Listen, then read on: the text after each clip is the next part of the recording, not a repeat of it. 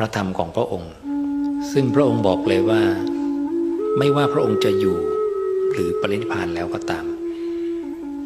อย่าพึ่งอย่างอื่นนอกจากตนเองและธรรมะพระองค์ตรัสกับพระอานนท์ว่าอานนท์ในการบัดนี้ก็ดี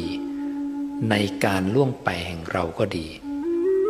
ใครก็ตามจักต้องมีตนเป็นประทีปมีตนเป็นสรณะไม่เอาสิ่งอื่นเป็นสรณะมีธรรมะเป็นประทีปมีธรรมะเป็นสรณะไม่เอาสิ่งอื่นเป็นสรณะเป็นอยู่อย่าพึ่งอย่างอื่นนอกจากตนเองและธรรมะ